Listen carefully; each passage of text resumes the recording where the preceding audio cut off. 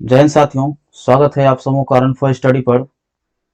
जैसा कि आप लोगों का बोर्ड का एग्जाम बहुत ही नज़दीक आ चुका है, तो इसको लेकर के हमने जो है बिहार बोर्ड के द्वारा जो भी मॉडल सेट जारी किया गया है उसको हम लोग प्रत्येक सीरीज वाइज देखेंगे। जो भी मॉडल सेट है, और खास करके इस वीडियोज में हम लोग मैथमेटिक्स के कुछ इंपॉर्टेंट क्वेश्चन को डिस्कस करेंगे। तो चलिए शुरुआत करते हैं बिना किसी देरी के। तो ये है आपके सामने पहला प्रश्न। आप लोग कमेंट बॉक्स में इसका आंसर जो है लिखते जाइएगा और आप लोग बनाते भी जाइएगा। चलिए, दिया हुआ क्वेश्चन है टेन थीटा बराबर दिया है 5/12 है, तो साइन थीटा का मान क्या होगा। बहुत आसान क्वेश्चन है। आप सभी जानते होंगे टेन थीटा का जो फॉर्मूला होता है वो होता है लंब बटा आधार होता है। यानी ये ऊपर 5 हो गया आपका लंब और ये 12 हो गया आपका आधार, और साइन थीटा का फॉर्मूला होता है लंब बटा कर्ण होता है।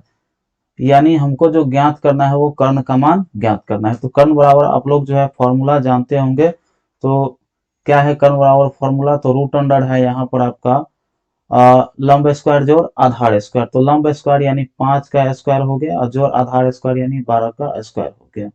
ठीक है, अब सब इसको जोड़ते हैं हम लोग, तो हो गया 5 का स्क्वायर आपका 25 और इसका 12 का हो गया 144, यानी रूट में ले ले तो 169 हो गया। इसको बाहर से निकाल, रूट से बाहर निकालेंगे तो 13 हो गया। यानी इसका आंसर हो जाएगा आपका फॉर्मूला है लंब बटा आधार, तो लंब हो गया 5, ये हो गया सॉरी लंब बटा कर्ण है, तो यानी कर्ण का मान 13 है, तो 5/13 आंसर इसका हो जाएगा। चलिए नेक्स्ट क्वेश्चन की ओर चलते हैं। आप लोग कमेंट बॉक्स में जो है कमेंट करते रहिएगा आंसर को। और नेक्स्ट क्वेश्चन है, और यहाँ पर आपकी सुविधा के लिए पहले से फॉर्मूला हम नोट कर दिए हैं। क्वेश्चन दिया हुआ एक तार 28 सेंटीमीटर त्रिज्या वाले वृत्त के रूप में मोड़ दिया जाता है, तब इसके वर्ग की भुजा क्या होगा। बहुत ही आसान क्वेश्चन है। देखिए, वर्ग में बदल दे या किसी भी और भी चीज में बदल सकता है, तो परिधि जो है समान रहेगा, तो दोनों की परिधि बराबर करेंगे। वर्ग का परिमाप या परिधि कहिए, बराबर जो है वृत्त की परिधि। तो यहाँ दोनों का फॉर्मूला हमने लिख दिया है। अब जो है इसको आसानी से काटिए, 2 से कटेगा ये 4, 2 बार में कट जाएगा।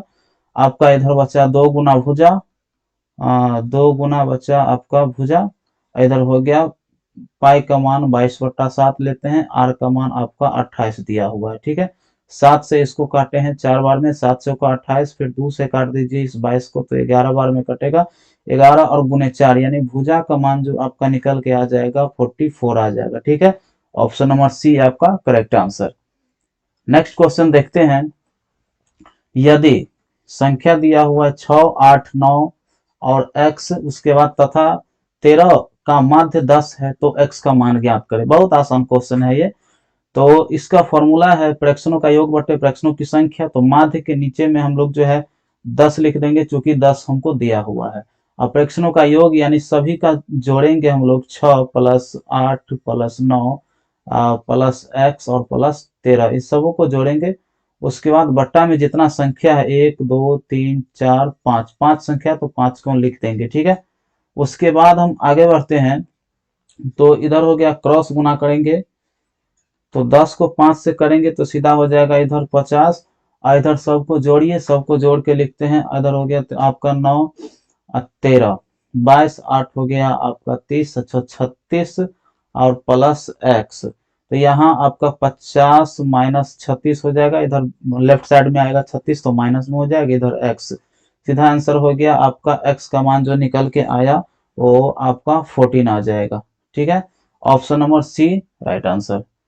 नेक्स्ट क्वेश्चन आते हैं, सबसे छोटी अभाज्य संख्या और सबसे क्या है छोटी भाज्य संख्या का गुणनफल। तो सिंपल क्वेश्चन है, ये हो गया 2 अभाज्य और ये भाज्य संख्या हो गया 4, तो दोनों का गुणनफल यानी 2 चौका 8, ऑप्शन नंबर जो है सी राइट आंसर।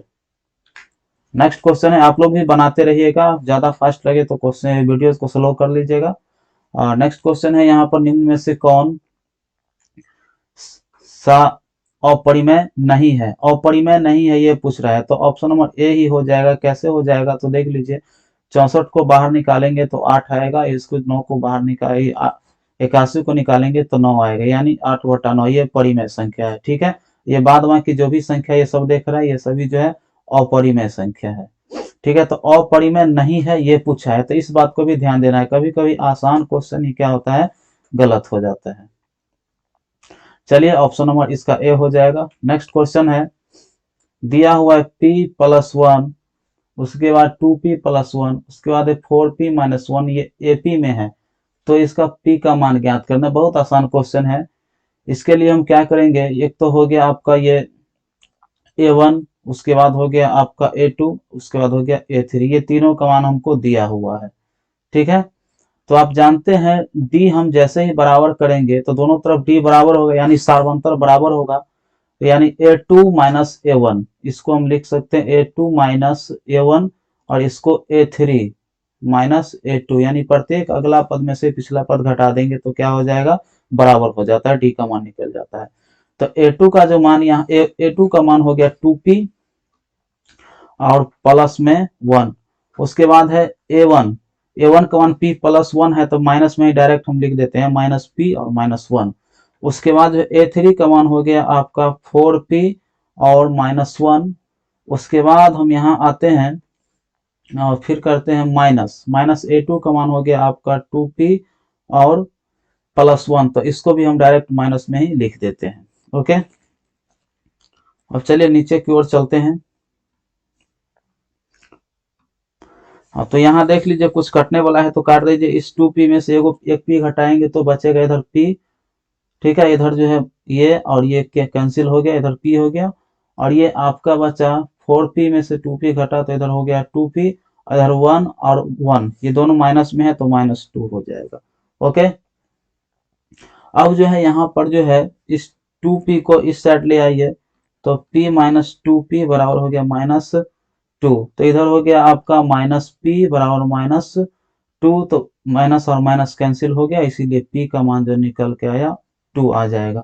तो ऑप्शन हम इसका देख लेते हैं क्या ऑप्शन हो जाएगा, ऑप्शन नंबर बी इसका राइट आंसर है। ओके, चलते हैं हम नेक्स्ट क्वेश्चन की ओर। सातवां क्वेश्चन है, यदि कोई रेखा किसी वृत्त को सिर्फ एक बिंदु पर स्पर्श करती है तो वह रेखा क्या कहलाता है, ऑप्शन बी स्पर्श रेखा कहलाता है। बहुत आसान क्वेश्चन है। नेक्स्ट क्वेश्चन है, इसका परिसर ज्ञात करना है। तो परिसर ज्ञात करने के लिए पहले क्वेश्चन है 24, 15, 22, 13, 9, 10 और 30, इसका परिसर ज्ञात करेंगे। तो परिसर ज्ञात करने के लिए बहुत ही आसान फॉर्मूला है। ये फॉर्मूला ये है कि सबसे जो बड़ी है, सबसे बड़ी और सबसे छोटी का अंतर क्या होगा। तो सबसे बड़ी संख्या है आपका 30 और सबसे छोटी संख्या है आपका 9, तो इसमें से इसको घटा दीजिए, आंसर आ जाएगा आपका 21। 21 ऑप्शन नंबर डी में है, option number D correct answer. 9वां नंबर क्वेश्चन है, ये फॉर्मूला है cot 90 माइनस ए या cot 90 minus theta tan theta, option number A, sorry option number सी।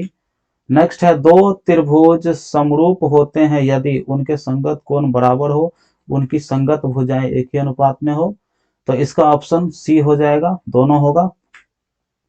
और 3 माइनस रूट 3 ये क्या है, तो यह एक अपरिमेय संख्या है।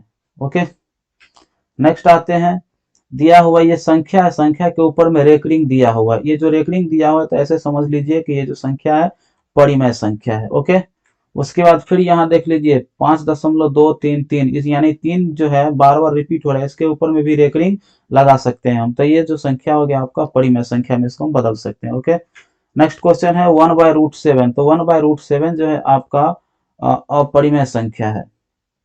नेक्स्ट क्वेश्चन है, यहाँ दिया हुआ भाज्य दिया हुआ ए भाजक बी के लिए ए बराबर बी क्यू प्लस आर में आर के लिए कौन सा मान सत्य है। तो आर के लिए जो मान सत्य है ये आप जानते होंगे कि ए बराबर 0 के बड़ा या बराबर आर, लेकिन जो है बी से छोटा होना चाहिए। तो यहाँ पर देख लीजिए ऑप्शन नंबर जो है सी इसका राइट आंसर हो जाएगा। 16 नंबर क्वेश्चन है, द्विघात बहुपद के मूलों का योगफल दिया है और गुणनफल, यानी योगफल 2 और गुणनफल -15 दिया है, तो द्विघात बहुपद ज्ञात करना है। तो इसके लिए फॉर्मूला लगा दिए हैं द्विघात बहुपद का, x² minus alpha plus beta into x plus alpha beta. तो सीधा सा फॉर्मूला बैठाएंगे, x² minus alpha plus beta का मान यह 2 है और इंटू एक्स और प्लस अल्फा बीटा का मान यहाँ जो है गुणनफल में -15 है, तो सीधा हम -15 लिख देते हैं। इसको हम सीधा करेंगे, x² माइनस 2x और -15, ऑप्शन नंबर डी इसका राइट आंसर हो जाएगा। नेक्स्ट क्वेश्चन आते हैं 17 नंबर, यहाँ दिया गया है निम्न में से कौन बहुपद नहीं है, तो इसका ऑप्शन सी हो जाएगा।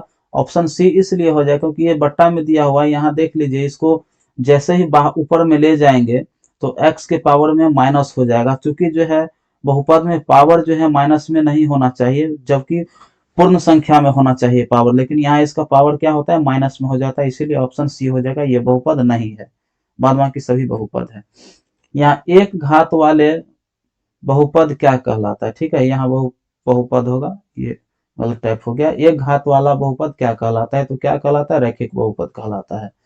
नेक्स्ट क्वेश्चन, निम्न में कौन बहुपद नहीं है, फिर से वो क्वेश्चन रिपीटेशन उसी टाइप का क्वेश्चन है, तो इसको भी हम लिखेंगे x माइनस वन के पावर में माइनस वन, यानी ये एक बट्टा को सीधा करके लिखेंगे तो x के पावर में x माइनस वन के पावर में माइनस ये वन हो जाएगा, क्योंकि बहुपद में पावर माइनस में नहीं होना चाहिए, लेकिन यहाँ माइनस में है, इसीलिए यह जो संख्या है बहुपद नहीं है। Okay, option C right answer.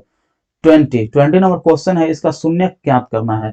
X square minus 5x plus 6, तो इसको ज्ञात करने के लिए x square minus 5x plus 6, इसका शून्य ज्ञात करने के लिए बहुत आसान तरीका है, एक्स स्क्वायर ऐसे ही लिख देते हैं और माइनस इसका ऐसा कोई दो गुणनखंड खोजना है जो गुना करने से क्या हो जाएगा, 6 हो जाए, और जोड़ने घटाने से 5 हो जाए। तो 2x और माइनस 3x, इस दोनों को जोड़ेंगे तो माइनस 5x हो जाएगा प्लस 6। अब देख लीजिए x इंटू कॉमन लेंगे यहाँ पर, तो x माइनस 2 हो जाएगा, फिर यहाँ पर हो गया आपका, एक मिनट, हाँ, फिर यहाँ पर हो गया आपका माइनस 3, फिर यहाँ लेंगे कॉमन, तो x और माइनस 3 दूना 6, ठीक है, नहीं समझ में आए तो जो यहाँ वो भी यहाँ उतार दीजिएगा। अब दोनों को अलग अलग कर लेंगे, x माइनस 2 बराबर 0 कर देते हैं, फिर इधर जो है x माइनस 3 बराबर हम 0 कर देते हैं, तो चूंकि x का मान यहाँ पर 2 निकलेगा और x का मान यहाँ पर 3 निकलेगा, अतः हम एक लाइन में लिख सकते हैं कि x का मान जो निकला 2 निकला और 3 निकला, पॉजिटिव में निकला है, तो ऑप्शन नंबर सी इसका राइट आंसर हो जाएगा। आशा करते हैं कि यह 20 का 20 क्वेश्चन जो है आपको बहुत ही अच्छा तरीका से समझ में आया होगा। समझ में आया है तो जरूर जो है वीडियो को शेयर कर दीजिएगा, लाइक कर दीजिएगा। तो मिलते हैं आपसे नेक्स्ट वीडियो में। अब से जो है डेली आप लोग के लिए एक नया वीडियो हम अपलोड करेंगे, जब तक आपका एग्जामिनेशन है तब तक, उसके बाद भी हम आपके साथ रहेंगे। चलिए, okay, take care, all the best, have a nice day, thank you for watching.